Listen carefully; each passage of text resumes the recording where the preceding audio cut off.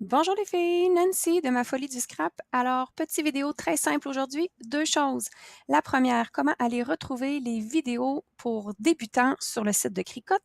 Et dans un deuxième temps, comment traduire ces vidéos-là, donc mettre le sous-titrage en français. Alors, première étape, on va sur YouTube Canada. Dans la barre de recherche, vous allez taper Cricut. Ensuite, moi, ça apparaît comme étant le deuxième, c'est, il faut vous retrouver celui-ci, Official Cricut. On clique dessus.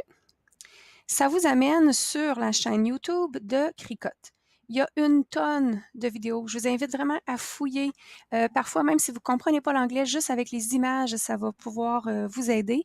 La section que je vous conseille de commencer quand vous êtes débutante, c'est celle-là ici. Cricut Design Space Tutorial for Beginners.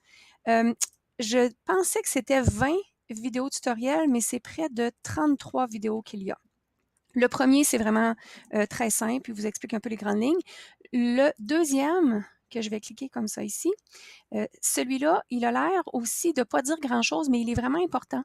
Et c'est vraiment la porte ouverte sur quand vous rouvrez Design Space, c'est votre première page, c'est là où ce que tout se passe, vos projets, voir dans le fond vos projets à vous, les projets qui existent déjà, et puis plein d'autres paramètres intéressants là, qui sont à savoir. Donc, je vous conseille de ne pas le skipper trop vite et de l'écouter.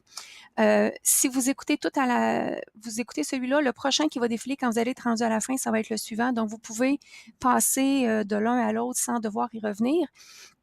Et si vous n'êtes pas à l'aise en anglais, le deuxième point de mon vidéo était le suivant.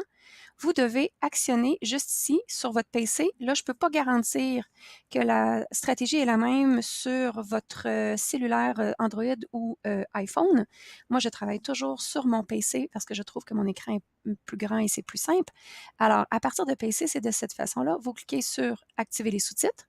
À partir du moment que vous voyez les sous-titres ici apparaître, évidemment, ils sont en anglais en premier, vous cliquez sur la roue, juste à côté, sur Sous-titres, et vous allez cliquer sur Traduire automatiquement pour changer la langue que vous faites défiler jusqu'à français.